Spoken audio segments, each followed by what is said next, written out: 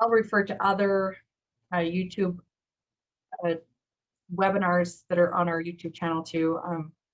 Of course, there's lots of them on there now. We've got 40, 50 parenting ones. So if you haven't checked those out, you can go ahead and check those out and then subscribe to it. So when we upload a new one, because there's ongoing ones all the time, then you can see if there's anything that's interesting to you.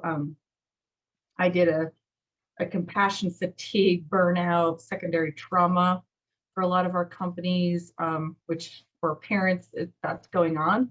So you don't have to, it doesn't matter. There's lots of information there. I'm Carol, like Heather said, I'm in the Orem office now, within Murray too, but located full-time in Orem for face-to-face there. I'm a clinical mental health counselor, certified CFLE, which is a family life educator, and a lot of other certs and trainings that I've done.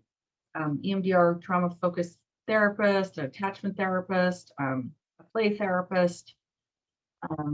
I have done domestic violence therapy too, that you have to be certified to do that. And so there's some fun stuff, and I get super passionate about teaching some information, so then you can see, have references, have books, have information, go with it where you want, watch it again if you want.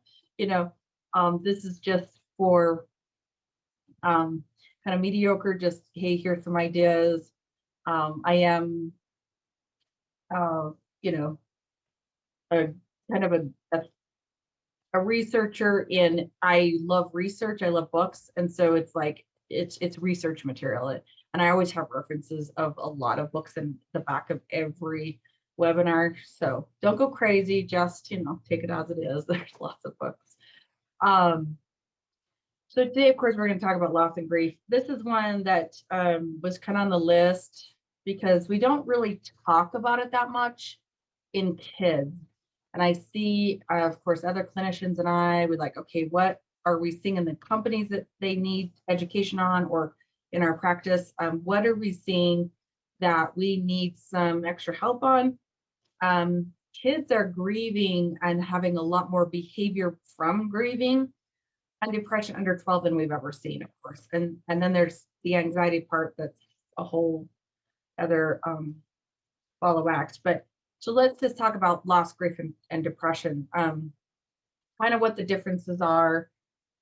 First, we'll kind of go over what Blomquist does. Of course, if you're familiar with us, we have free counseling for all our companies, phone or video counseling too, a 24/7 crisis line, and all of our educationals. So we can tap into those now.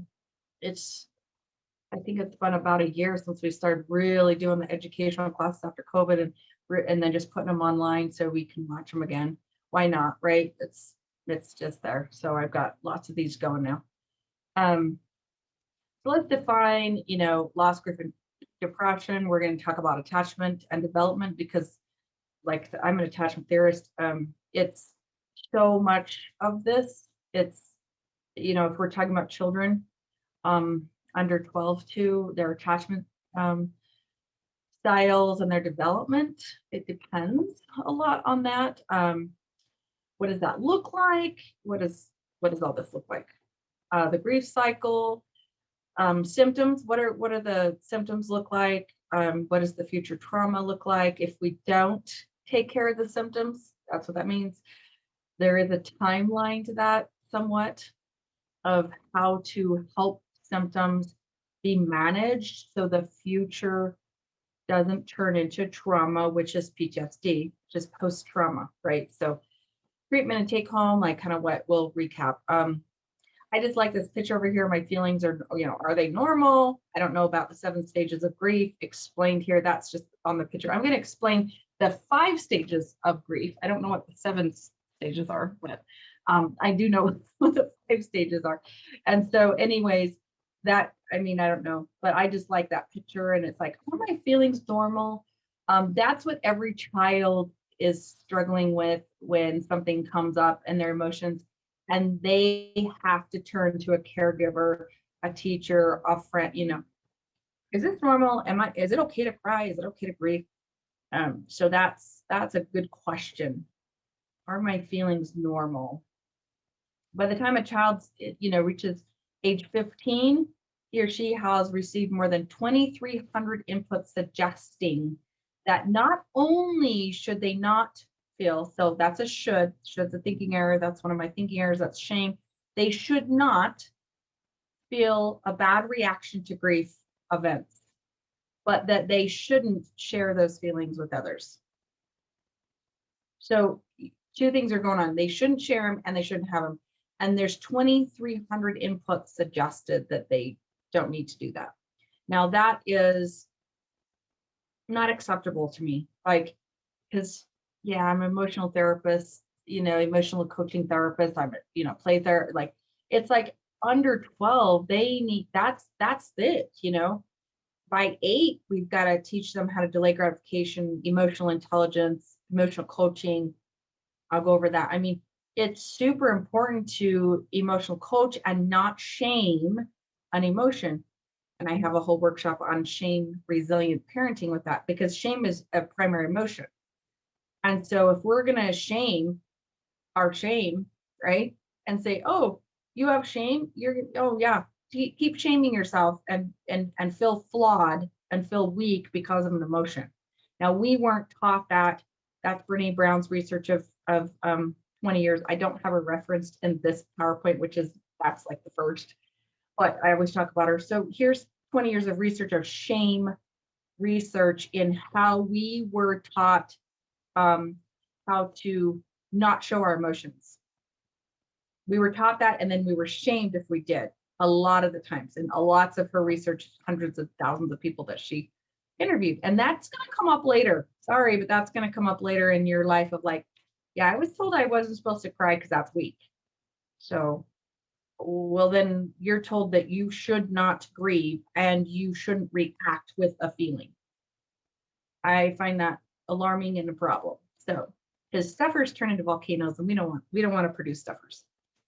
So there's the theory a little bit there. So let's define these. Of course, grief, this is a slide if you can't see my slides, I'll remember that you're not looking at the slides, and it's okay, and I'll just kind of go through them, but you're going to get these later. So you can always request them from me or Heather in an email. And she sends, when you do register for these classes, she sends you the video and the PowerPoint. So you guys get that instead of everyone else that just watches them on YouTube. So you'll get them later. So never-ending process that results from a permanent or temporary disruption in a routine, a separation, a change in a relationship that may be beyond the person's control. So that's so loaded. I can't even begin. So that is so loaded. It can be permanent, it can be temporary. The point is, a disruption in a routine is super crucial there. So when I'm doing EMDR and trauma focused, it's what are your disruptions and what are your disturbances that have happened in your life? What's disrupting?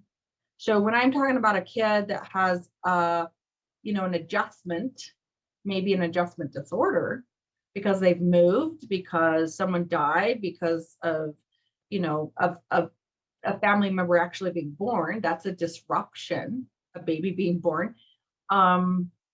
They can grieve that. They're grieving mom's attention. They're grieving that things aren't the same that they used to be. A toddler that's grief. Because of that disruption, separation, discomfort impacts the person's thoughts, feelings, and behavior. So you wonder why there's a terrible two syndrome. And I don't even believe in the terrible two syndromes. We have a lot of stigmas that came from our parents and grandparents and their grandparents that I really like to debunk, that are just So terrible twos, what do you think is going on between 2 and 3? Well, they're developing their attachment. A baby is usually born, their sibling, and they're getting their molars. So just be patient with them. And I love tantrums. I teach parents how to do them correctly and let them vent out their grief. And so think about it, causes pain, discomfort. It is physical pain, not just emotional pain. So physical pain in a 2 and 3 and 4-year-old, I don't know how to express that. They don't even know what's happening to them. And that's why we're going to talk about development a little bit and attachment, because in those areas of 1, 2, and 3, and 4, and 5, there's so much development going on. The brain, does like 80% of everything of their future molding, if you will. So the brain prunes in their adolescent. This isn't pruning, and we're not talking about adolescent time, but yeah, there's a whole other webinar on that. So anyways, discomfort, it causes a person's thoughts, feelings, and behaviors to shift. So what is that? There's behavior always connected to grief. Always. Always, always, always. And we think that they're just, doing this because their behavior is this and that. And we're going to go through that. A natural response to loss. That's what grief is. It's a natural response to loss. But if we are told that what you're feeling is not natural and it should be shut down, guess what? It's not natural anymore, right? So we step in and get in the way with that. Mourning is a public expression of grief. So I threw that in. It's like, okay, if a child throws a fit or starts to cry, are they in public, are they mourning, or are they throwing a fit?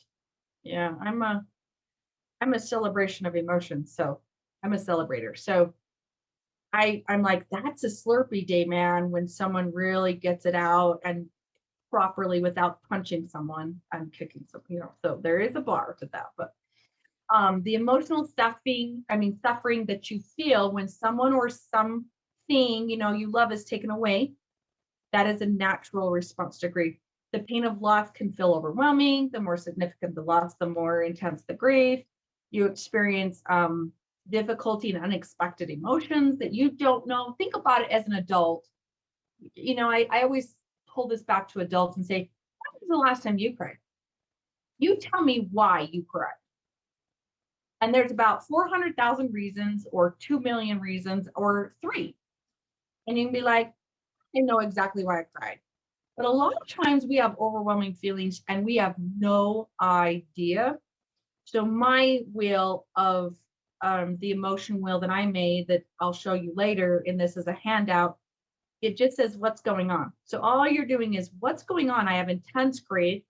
I have intense, difficult, unexpected emotions, from anger, disbelief, guilt, or sadness. And that's the grief there. Trauma. Childhood, traumatic grief, okay?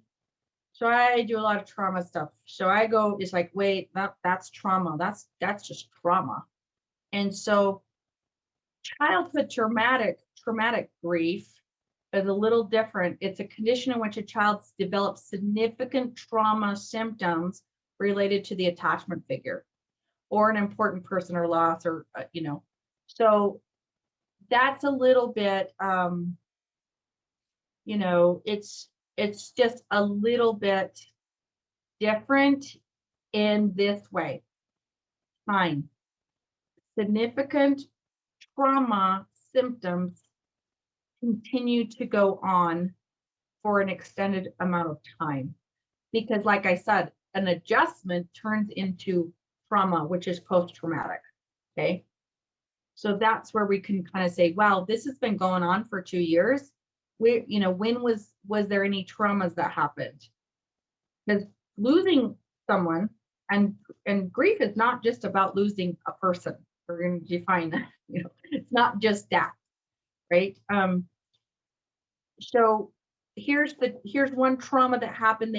Someone moved, or a parent lost a job or something, and then the cat died, and then grandpa died, right? We've got a cluster of traumas that turned into significant symptoms, and that wasn't treated. So that adjustment turned into trauma.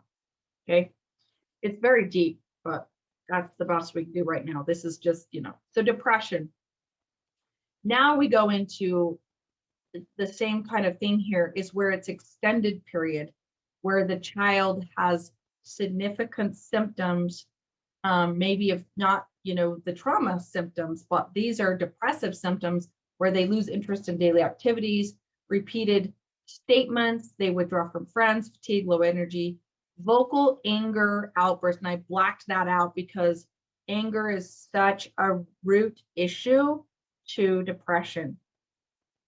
Sleep disturbances. I could spend another 2 hours just on sleep, and I already have a workshop on sleep. It's called Sleep Hygiene and Power Struggles. Please look at that because we can't help symptoms. We can't move through trauma symptoms or depressive symptoms if a child's not sleeping because your brain doesn't repair after 2 nights of sleep. So there's lots of issues there. And if a kid has sleep disturbances, we've got something going on big time. And I'm telling you, that's about 80% of American kids and adolescents, and it's about 90% of adults in America. We are not sleeping. We're not sleeping. So send me a note to that and I'll send you, or just look at that workshop because it has tons of ideas in there. And then sleep aids, what that does, supplements and what that does, and ideas on that. So sharp drop in school performance, just loss of focus or refusal to attend school. We've got some extended period of time with that. It's not just a week or 2 months, it's extended period of time of really refusal of daily stuff. And I'm talking under 12, that's a pretty serious symptom of depression, not clinical, just and it can come from the grief and loss. Okay. So we're going to talk about those. So losses throughout life. This is just an example. Death, pet loss, divorce. I do tons. I'm a specialist. Literally, I'm a certified mediator. But divorce, blended families. Like I said, when someone comes into the family, when someone leaves the family, that's a traumatic, one of the most traumatic experiences a child could ever experience. So all of that stuff, school, moving, birth of a sibling's on there, natural disasters, health trauma. Developmental trauma is between 0 and 26 till the brain's developed. So you have a developmental trauma, an attachment trauma, abuse and neglect trauma. Yeah. And I have a trauma 101 webinar that talks about trauma. So you could just see the different kinds of trauma. We really don't understand trauma and we don't call it what it is. And we need to call it trauma when it's trauma. This little, my strength, I found this awesome little, and I want to actually print it off. I want to make a big poster of it, but I added these words to it, okay, because, and I actually made me a little sticky note of it. It inspired me. My clients inspire me. I learned so much from my clients. This one was from one of my private practice clients, and she's just an awesome little, kiddo that has really grown. And these were her words, and I don't know if someone else has coined this, but I'm coining it. She's coined it. She's like, I'm really good, and she just has, and she's like, actually, I'm just facing it until I make it. And I just about wanted to scream. Isn't that amazing? What does that say? Maybe I'm overreacting, but I don't think so. Facing it instead of faking it. I am not a faker. Do not fake grief, loss, trauma. Do not fake it. If we can face it, and then we can make it, and we can make it if we face it. Okay. So there's my little, if you don't take anything else out of it, just face it. How do we face it? It's by facing it. So here's like 80 books over here in these links. Like there's like 70 in this one, and there's tons of little grief books. I was going to show you a couple that I've had clients teach me about in their own grief, and they've gotten a book for their kiddo, and I'm like, that's an awesome book, and I ordered it. So here's a link for books to go through losses in life. And I just thought they were just awesome. There's so many of them. Amazon's awesome, right? Oh man, so you can order any of these and have them at your doorstep. But so lots of resources there. You can click on those. And I just Googled, grieving books for children by age. And it literally like has everything from here to here. The same thing about, teaching your kids about sex. Let's find a book and let's talk about it. Let's face it, very early on, the earlier, the better. And as the sooner the trauma or the loss or grief happens, the better off you are. So we'll talk about that.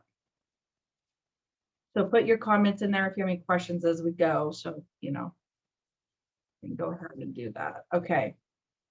The development. This, once again, this is just like, before we go into that, I'll answer that question right now. There's a question that says, how do we find a therapist that specializes in child trauma?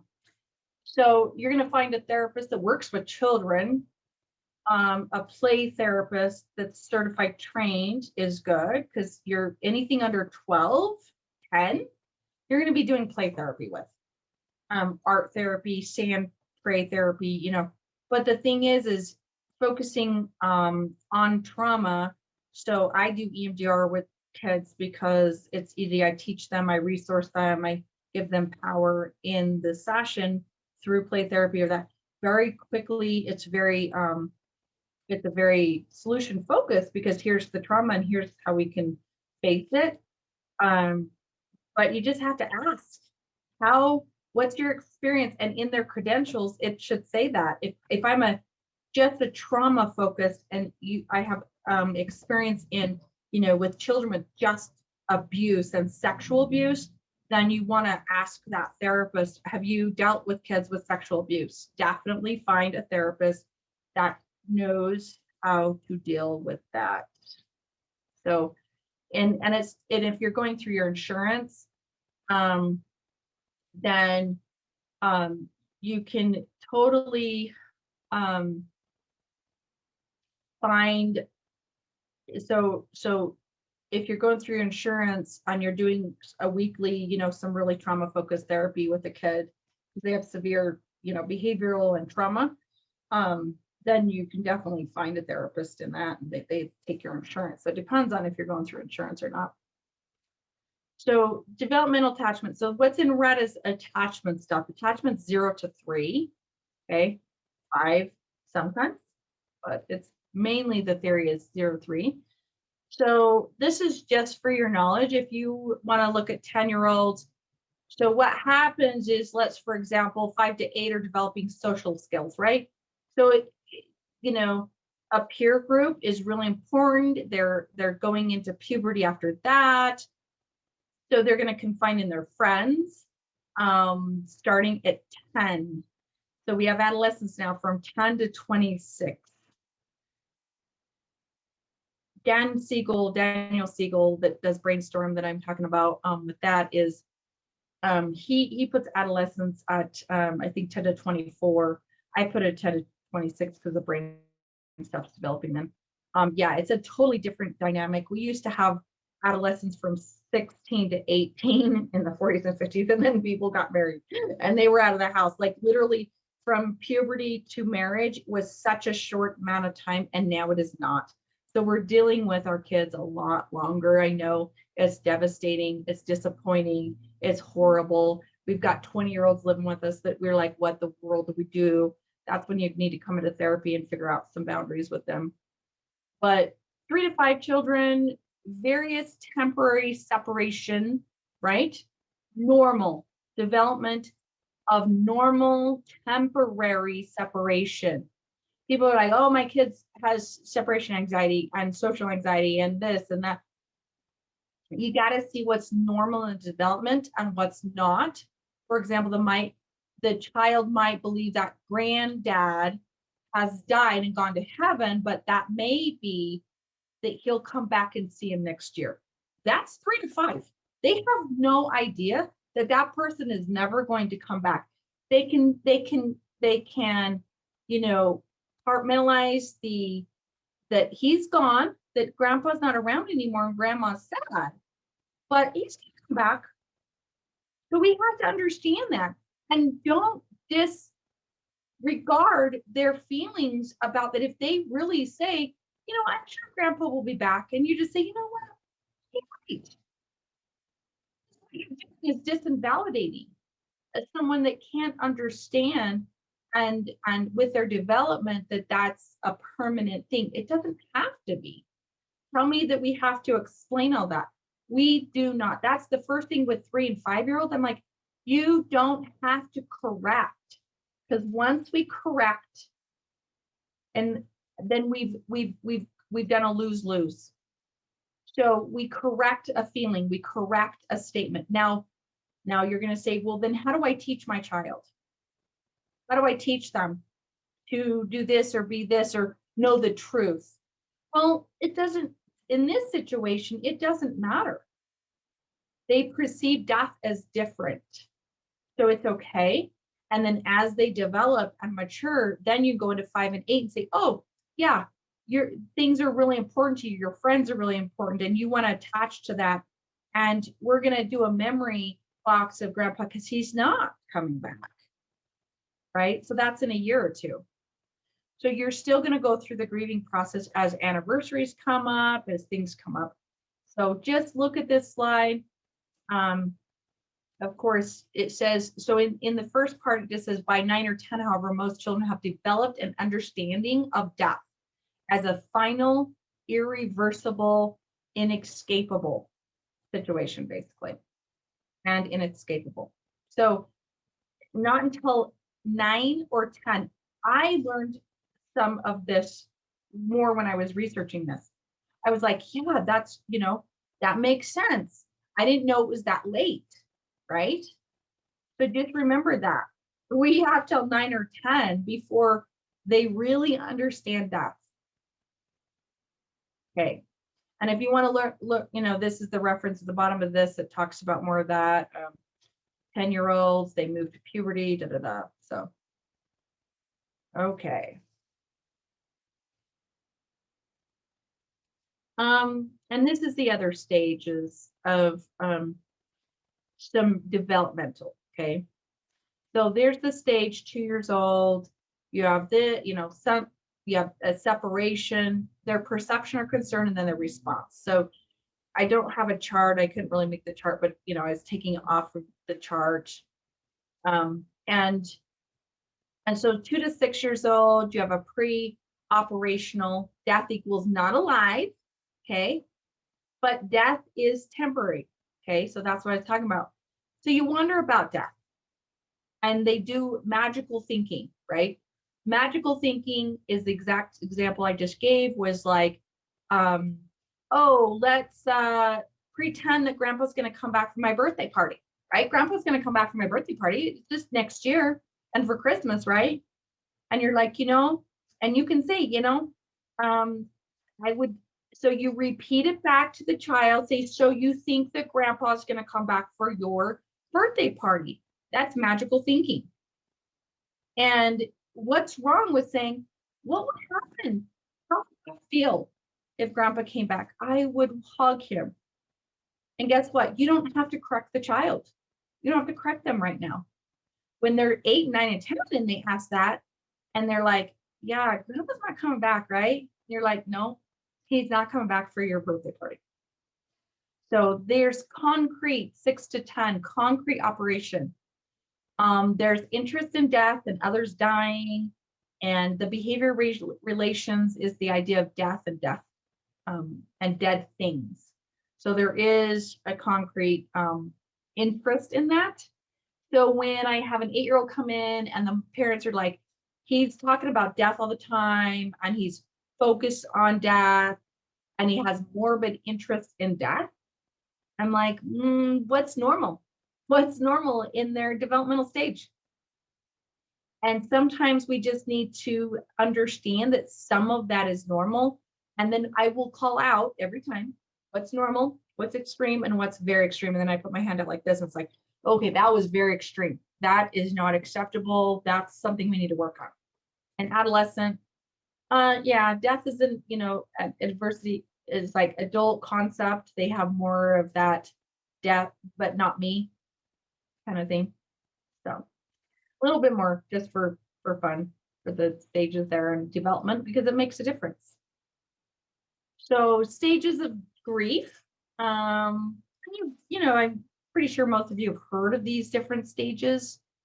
Yeah, so that was the 7 stages. The 5 stages is what I'm going to talk about. So there's different, yeah. So here's the stages of grief. These are the basic ones that we need to create. We need to understand, and we need to validate. So denial. So if you have a kid that's under 5, they're going to be in complete denial. If you have another, kid under 5, again, they're going to be angry and you won't even know what's going on, but they're mad because there's tension in the home or something. Bargaining is like, okay, I'm going to just bargain and make this person come back. Okay. Depression, we talked about, like you just sad and it's ongoing. If it goes into trauma symptoms, then we need treatment. Acceptance. Now that's a total different one. For me, acceptance, and then when I teach DBT in our anxiety program, acceptance is acceptance. Now, define acceptance to me. I don't know. So, and then there's radical acceptance. I can define radical acceptance, and that's a DBT term. But like, do we really accept and understand that this person is gone, and you try to continue to get things back to normal? With loss and grief, is anything ever back to normal? I don't know. Define that for yourself. I don't know. But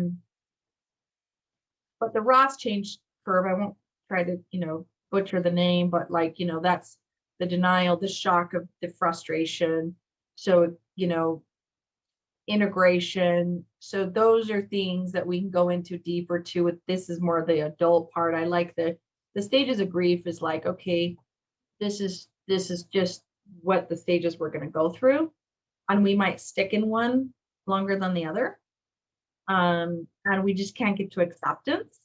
And you need grief and loss counseling, which is a thing.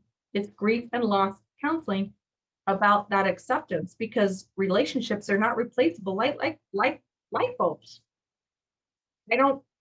Changing out the light bulb is I can always buy a new one, and I can put in a newer one and a better one, and we have way better light bulbs now, and we can, I'm just going to change that out. It doesn't work that way. We can't just replace loss and grief. And what I'm going to talk about later is that we really actually try not to replace it. Instead, we face it, right? So then once again, it's like, that's why I love the word face it, because it's like, don't replace it. Don't, just fake it. It's all rhyming, so it's all good, right? So look at those stages, and, of course, there's lots of books and lots of articles and research articles about the stages of grief, and it's okay to be in denial, and it's okay to be in anger. It's okay to be in non-acceptance, and then into acceptance. So really non-acceptance is basically denial. So okay, so let's look at symptoms and future trauma, because this is big. Let's get to the how do we get through this now, right? Now that we know what's going on, let's figure out how to get through this. Fear of personal shortcomings.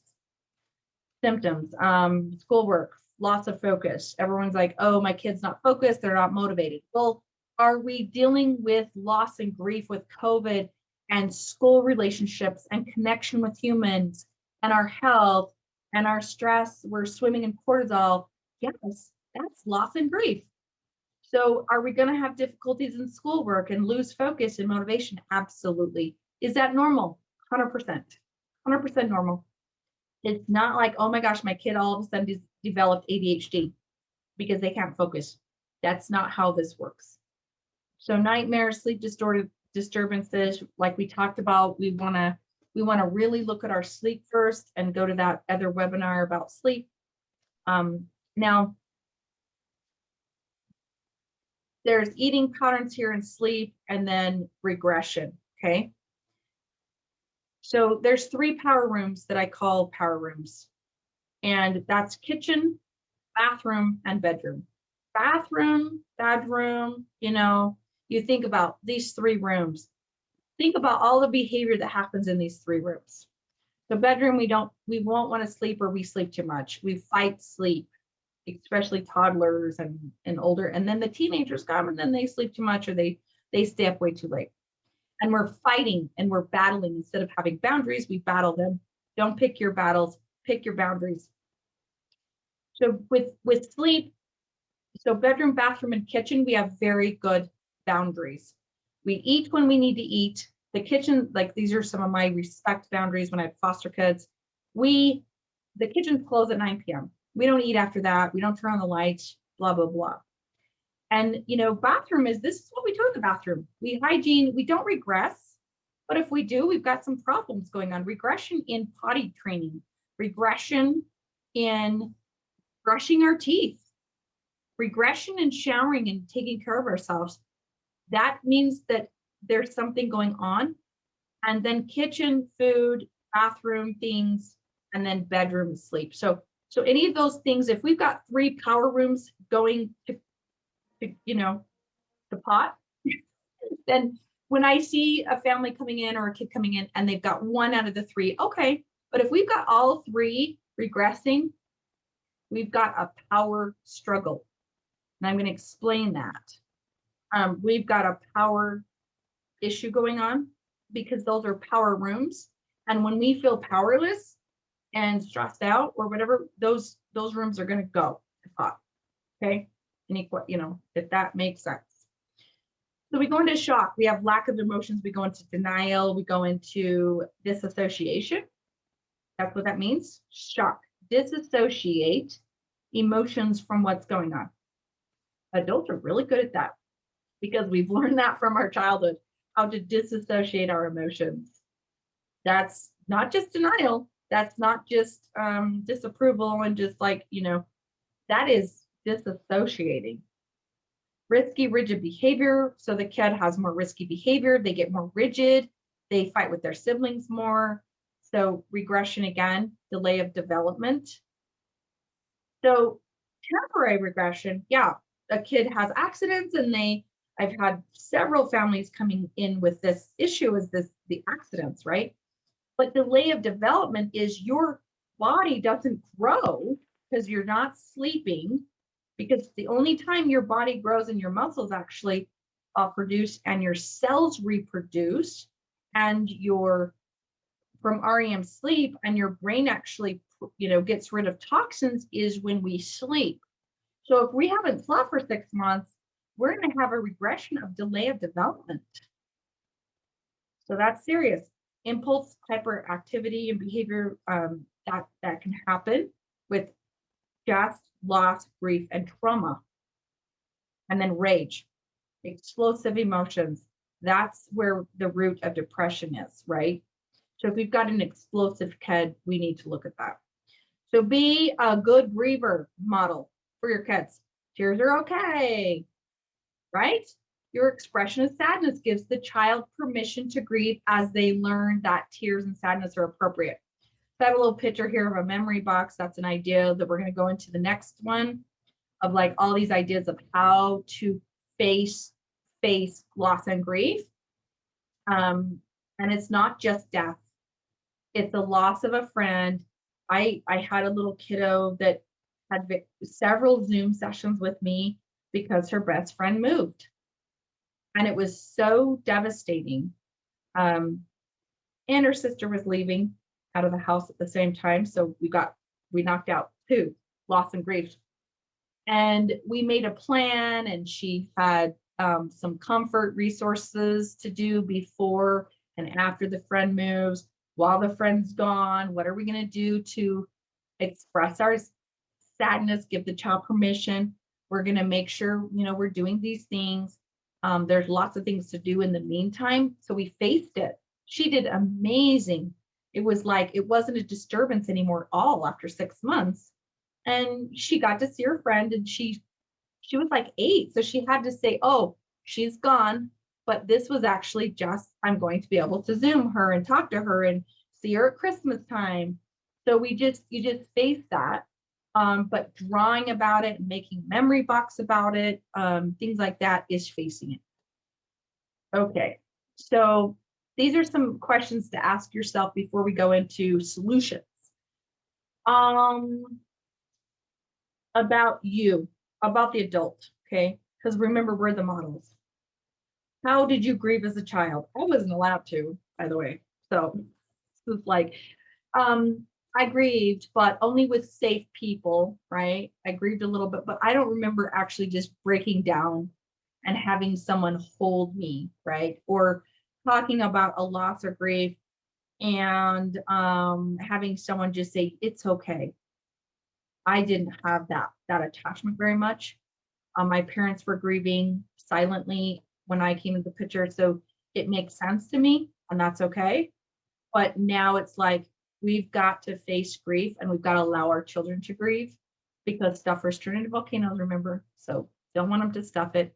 I'm not a volcanoer, but I had lots of therapy through that. Not a lot, and went to school and had foster kids and all that kind of stuff. And so I really learned how to grieve, and I learned what that meant. And I learned to be very emotionally intelligent through those experiences. So you ask yourself, what is my personal experience about talking about death? Oh, we didn't talk about it in my family. What is being told about death, right? What were you told about what happens? So, fears around talking about death with your children. Do you have fears about that? Well, I'll say the wrong thing. I'll not be able to comfort them, and I can't sit in their space. I can't sit in their empathy because it's really hard to sit in a child's space with their emotions because I just want them to be happy. No, it doesn't work. Why did you? Well, I mean, it does if after the fact that you can say, okay, now what can we do to help us combat this? But in the moment, we can't just flip it to happy. What did you find challenging or difficult about a particular situation around loss, grief, and trauma in your life? So why did you choose to write about it? Why did you choose? So look back at what you wrote about in journals and why did you choose to write about something? What about it, that gives me meaning? And is there something from your past that gives you a special meaning? So those are all questions you ask yourself first. Do some self-soul digging, I call it. You go into your soul and say, okay, what about loss and grief that I have a hard time with? We won't go into the genders, but there's hunters and there's gatherers. Gatherers have a little bit easier time going into that, sitting in that space. Hunters are like, no, I got to fix and I got to go get the meat and bring it back. And I provide security. The gatherers provide the safety. So we've got to kind of incorporate both of those, and that is logic and emotion together. And that's wise mind putting it together. So is there anything that worries you, that makes you afraid? Okay. Is there anything about how you feel that makes you feel worried or afraid? That's the same thing. The family spiritual belief system. Okay. So make sure you know what that is and what you're going to talk to. So if you have a family member, a spouse, a partner, and grandma, whatever, you're going to talk about how we're going to present this to the child. There can be different opinions with that, sure, right? But how do we really have a family spiritual belief system? Is it all right to cry and feel sad? Is it? Is it? I don't know. Is it all right to feel angry and resentful? Absolutely. All those are okay. Good. there's some questions that we got to dig deep into. So I'm going to go into emotional coaching just a little bit here. There's a whole webinar on it that is one of my favorites. I did a long time ago because it's one of my favorite things by Gottman. How to Raise an Emotionally Intelligent Child is the book. And here's the 5 steps of how to do that. I teach it constantly. I do it like there, teach the parents how to emotionally coach. So emotionally coaching is not correcting the child. It never says in there, correct the child's emotion and correct the child anywhere. We do not correct because that disregards their feeling. So we have to stop jumping to the behavior and correcting the behavior too.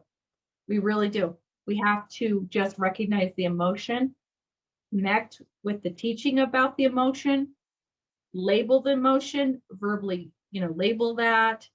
And then step 5 is my favorite step, and it's more extensive in my handouts, but step 5 is setting limits and problem solving. It really is. And you ask the child, what would you like to do now? Here's the limits, and here's the choices, and then here's the problem solving a little bit. According to, this is step 5, according to your family values. So this is just a real quick recap of how to emotionally coach. So you listen, validate, reflect, coach the child, label it, set limits. Okay. And this is a secondary emotion. So I'm going to go to this slide first, then go back to that. Okay. So this is my little wheel, right? So I talked about this. So this is what's going on at the bottom. This is the handout. What's going on? If you need some help with emotions, and seriously, this is my own from years and years ago, because what's really going on, you have to look at this wheel, is, and I have, I can hold it up in front of the camera too. But what really happens is these are the primary emotions. And shame, happy, sad, mad, scared, right? Those are primary emotions. But what's really going on is these secondary emotions and all these words of disappointment and ugly and embarrassed. And I feel lonely and worthless and hopeless and despaired and discouraged and heartbroken. And I feel just totally insecure. Okay. Well, guess what's really going on? I call the third party is always, this isn't always, I can say always on this, there's some sort of grief, loss, trauma, and powerless going on. So if you remember, my 3 power rooms is bedroom, bathroom, and kitchen. When we're powerless and scared, guess what's happening? Behavior. And we're insecure and we're terrified and we feel rejected and we're shocked and we're frightened and we're worried and we're horrified and we feel lonely and just all those things. So that's what's going on now. Really quick, key here is when loss, grief, trauma, and it's all going spirally. Think about COVID in the last year, grief, loss, and trauma, and powerless. So we add all 4 of those together on this side of the wheel and look what's going on. We have crisis now. That's the trauma. And crisis goes into shock. Crisis goes into severe behavior. So if we're in crisis and we have no power over what we can control, because the brain needs these 3 things. And this is not on PowerPoint. The brain needs clarity. So labeling these emotions are 90% of it. We need clarity. This is grief. This is loss. This is trauma. This is traumatic. And I feel powerless. So that's labeling it. That's 90% of all of this, just labeling it. And if we can do that and we can call it what it is, then we can take power back. But if we can't label it, if we don't have clarity, because then we have connection, human connection too, just connecting the dots. And then we have control. So those are the 3 C's the brain has to have to move through to power. So connection, we have to have, we get disconnected and that doesn't work. And so we never get to control. So we do have to have clarity first. So clarify the child's emotions, our emotions, what's really going on. Now on the other side here, we can't discount that. we feel understood, we have a higher purpose, and we feel worthy. We have worth. We have self-value, worth, self-esteem. That's worth. And when we have those, guess what happens? We have those emotions. And that's what's really going on, is that I feel understood. So I feel confident, valuable, and comfortable, and safe, and peace, and joy, and balanced, and grateful. We got to focus on that. How does a child feel understood? Emotional coaching. Okay. So back to this slide. This is just an example of a secondary emotion. Here's mad, right? He's just mad. And then it goes into frustration and insecurity and jealousy. And then it goes into raging and resentment and loneliness and worthless, and I feel hurt. So it goes into all these other things. And what's really going on is those things. And that's what we have to address. But there's some sort of loss, grief, and trauma there, right? Of course, if you feel resented, then that's loss and grief. I feel, I have loss over that, of that relationship, or someone making me feel I have resentment over someone letting me down. So, okay. So do's and don'ts, and then we're gonna have, do some questions here and some discussion. So these are some do's. Okay, these are things that we can do to treat and do a home. Okay. So genograms and timelines. You just draw it. Do a timeline. When did this happen? When did we get the dog? And when did we take the dog to the vet? And when did we give the dog its first bath? And then when did, I had like 19 years of dogs. Right now, I currently don't have any, because the last one we had to put down and I was about done. I was like, okay, I can't put my kids through anymore, So it's like, okay. So I haven't had one since then.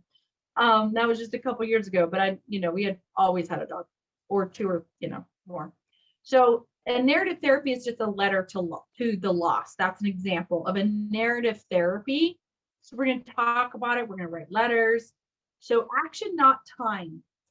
That means go into action and face it. Don't worry about time. Be human. Art therapy, draw pictures of what happened just when someone died. I had the same one, the little girl that she just barely recently did this whole little memory thing in her room about her grandmother. So she had a whole new corner of the things that she collected from her grandma that made her remind her of her, with the picture and all these things. So, and this was 6 months after her grandma died. So whatever you need to do to put special things away or scrapbook them. So when I had foster kids with lots of loss and grief and trauma, the first thing I did was try to start a scrapbook for them so they could make sense of their timeline. When they were born, when this happened, when their sibling was born, when they came to live with me, when. And that made all the difference. They had to have a sense of clarity. And that makes all the difference. So if you got to throw something away, take a picture of it and you put it in that book. So they don't just feel like someone threw away their stuffed animal that they've had for 10 years. Find support, be honest, alert the support system. So there was a note about this. Know when it's time to alert your support system. That means your child's teacher, your child's, piano teacher, your child's neighborhood friend. But don't do it in confidence, don't do it behind them, meaning that they're going to, Mom, why did you tell my teacher that our pet died? That was really embarrassing, kind of talk to the child if you're old enough, but know when to alert your support system. Don't just go and blab to the teacher, because that might be a violation to your child, but it's a good idea. I'm always about incorporating more eyes on the child. So if I was the therapist, I'd like, have you talked to the teacher yet? Because they're going to be more empathetic, aren't they? They're going to know a little bit about what's going on. And that's just going to help, I would think. So specify to your child who would care for him or her if you would die. Now, that's a hard one, because people are like, I'm not going to put that in. I'm not going to talk about that. Yes, you are. Because the child, remember, doesn't understand until like 10, like what would happen. So this is something that they're going through. and they're very fear-brained about. So they're in powerless and trauma when they're thinking about what if, what if you died, mom? And then they start fixating on that. And that's when I see kids in therapy. They're constantly worried about me falling off the boat and drowning, so they won't let me get on the boat. I'm serious. That was one scenario. Or they won't get in the water, or they won't get on the boat because they are afraid that you're going to drown and I'm going to drown. So they're fixated on death because of a loss or grief. So we got to talk about that. Okay. So don't replace it. Don't just feel bad and say, oh, we're going to get a new dog and then go out and replace it the next day. So do what you can with that. Don't grieve alone. Don't let time heal. It doesn't work. I'm just going to leave it at that. We know how society is in America. In the US, we don't grieve very well. We like to be like, we shame people that grieve and then we don't do it.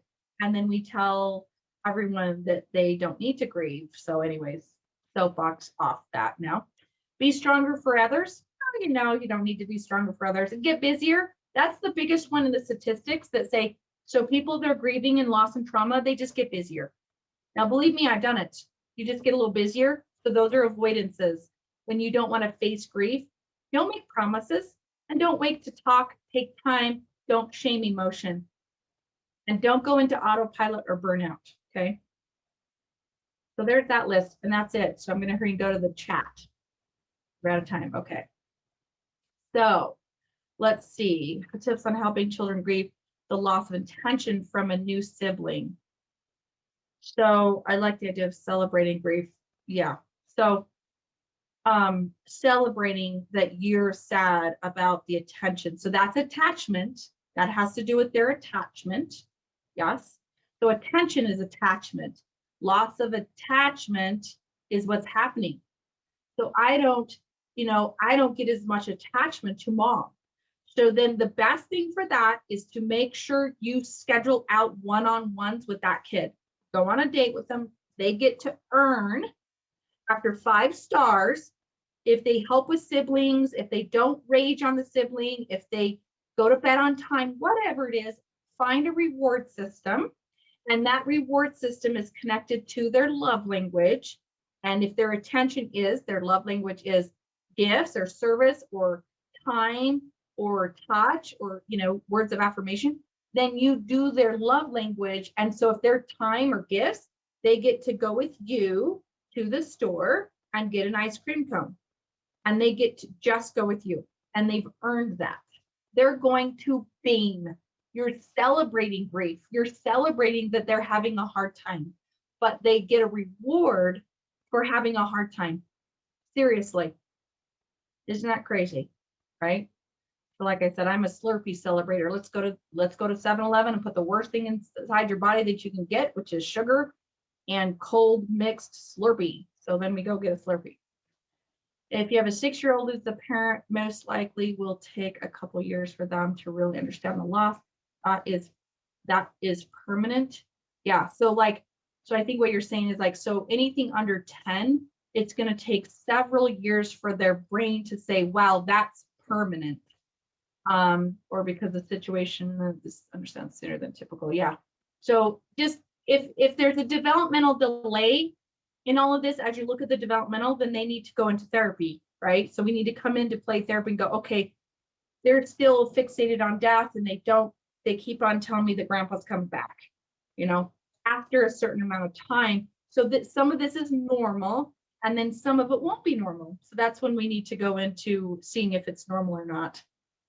So what is the personal fear of personal shortcomings about? So fear of personal shortcomings, a child's going to go into perfectionism.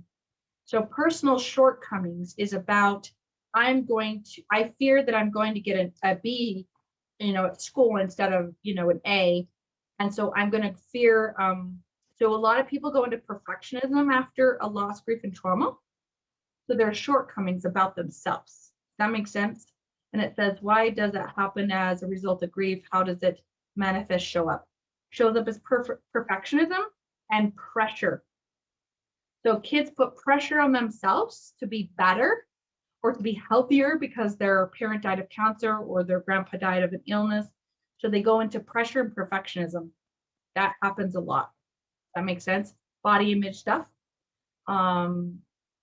Yeah, so chat me if that doesn't make sense and we'll go with that.